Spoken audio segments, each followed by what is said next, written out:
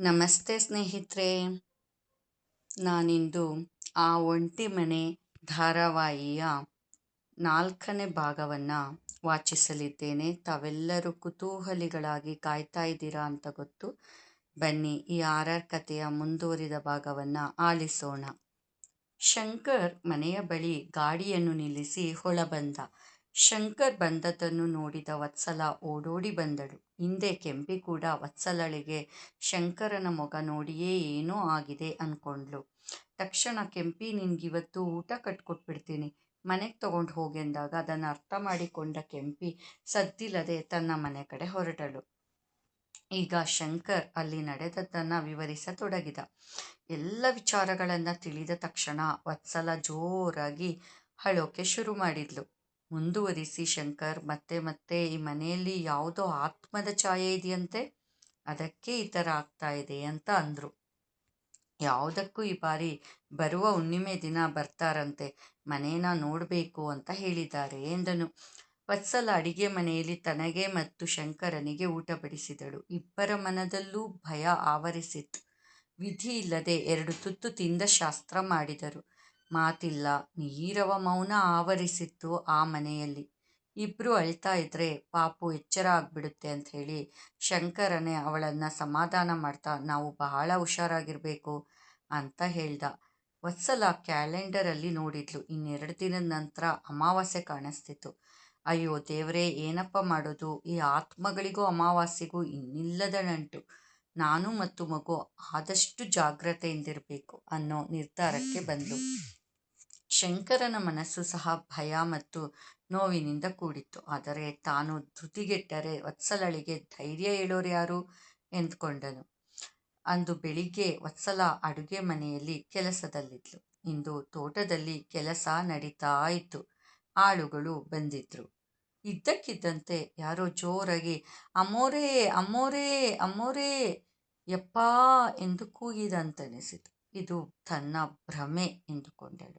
ಆದರೆ ಮತ್ತೊಮ್ಮೆ ಜೋರಾಗಿ ಧ್ವನಿ ಕೇಳಿಸಿದಾಗ ತಕ್ಷಣ ಹೊರಗೋಡಿ ಬಂದ್ಲು. ತೋಟದ ಆಳುಗಳು ಬರ್ತಾ ಇರೋದು ಕಾಣಿಸ್ತು.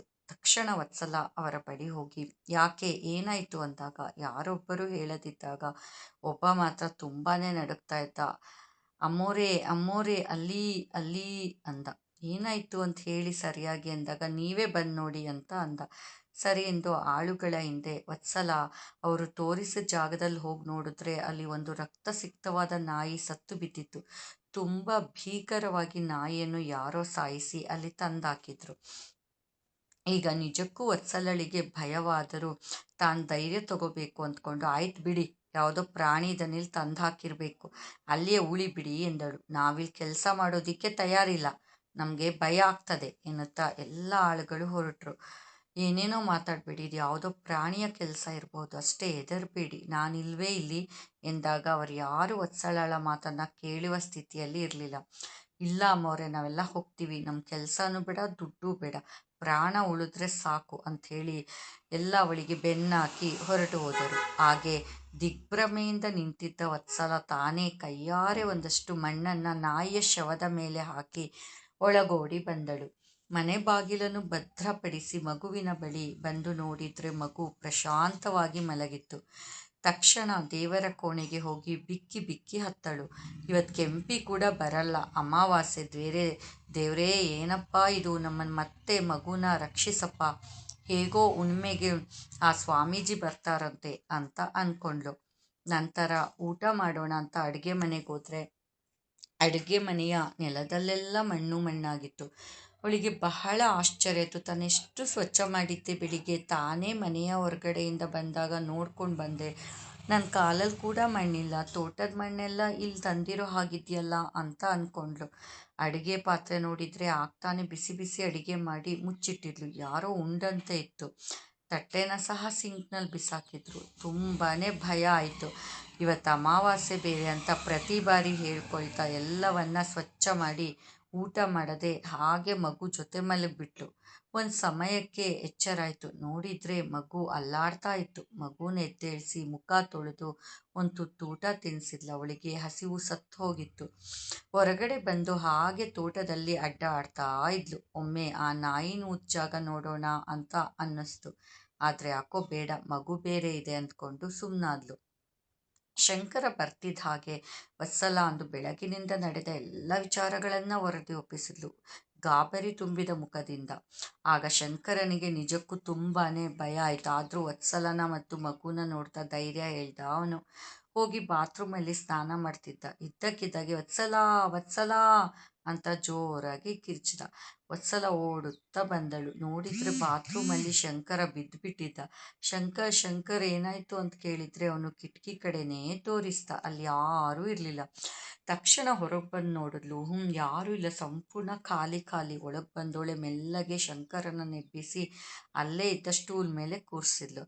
ವತ್ಸಲ ಅಲ್ಲಿ ಯಾರೋ ನಿಂತಿದ್ರು. ಅಬ್ಬಾ, ಕಣ್ಣು ಆ ಮುಖ ಎಲ್ಲ ರಕ್ತಮಯವಾಗಿತ್ತು ಅಂದನು. ಏದಿಸಿರ್ಬಿಡ್ತ. ವತ್ಸಲ ಏನೂ ಮಾತಾಡಲಿಲ್ಲ. ಒಟ್ಟಿನಲ್ಲಿ ಈ ಮನೆಯಲ್ಲಿ ಏನೋ ನಡೀತಾ ಇದೆ. ಜೊತೆಗೆ ಇವತ್ತು ಅಮಾವಾಸ್ಯೆ ಬೇರೆ. ಬಹುಶಃ ಯಾರಿಗೂ ಏನೋ ಅನ್ಯಾಯ ಆಗಿದೆ ಶಂಕರ್. ಈ ಮನೆಯಲ್ಲಿ ಅವರ ಆತ್ಮನೇ ನಮ್ಮನ್ನು ಕಾಡ್ತಾ ಇದೆ. ಆ ಆತ್ಮಕ್ಕೆ ಮುಕ್ತಿ ತೋರಿಸ್ಬೇಕು ನಾವು. ಆವಾಗಲೇ ಎಲ್ಲ ಕಾಟಗಳನ್ನು ನಿಲ್ಲಿಸುತ್ತೆ ಅನಿಸುತ್ತೆ. ಆ ರಾತ್ರಿ ಹೇಗೆ ಕಳೆದ್ರೋ ಅವರಿಗೇ ಗೊತ್ತಿಲ್ಲ. ನಾಳೆ ಒಳ್ಳೆಯ ಬೆಳಕು ಬರಲಿ, ನಮಗದು ಧೈರ್ಯವನ್ನು ತರಲಿ ಎಂದ್ಕೊಳ್ತಾ ಕಷ್ಟಪಟ್ಟು ನಿದ್ರೆಗೆ ಜಾರೋ ಪ್ರಯತ್ನ ಮಾಡ್ತಾ ಇದ್ರು. ಅಷ್ಟರಲ್ಲಿ ದೂರದಲ್ಲೆಲ್ಲೋ ನಾಯೊಂದು ಕೆಟ್ಟದಾಗಿ ಕೂಗ್ತಾ ಇರೋ ಶಬ್ದ ಕಿವಿಗೆ ಬಿತ್ತು. ಸ್ನೇಹಿತರೆ, ಇದು 4ನೇ ಭಾಗದ ಆ ಒಂಟಿ ಮನೆ ಕತೆ ಧಾರಾವಾಹಿ ಹೇಗಿತ್ತು ಹೇಳಿ. ದಯವಿಟ್ಟು ನಿಮ್ಮ ಫೀಡ್ಬ್ಯಾಕ್ ನನಗೆ ಬೇಕು ಸ್ನೇಹಿತರೆ. ಮುಂದಿನ ಭಾಗಕ್ಕೆ ನಾಳೆ ಸಿಗೋಣ. ನಾನು ಅನಿತಾ. ಎಲ್ಲರೂ ಕುತೂಹಲಿಗಳಾಗಿ ಓದಿ ಮತ್ತು ಕಾಯ್ತಾ ಇರಿ. ಬಾಯ್ ಬಾಯ್.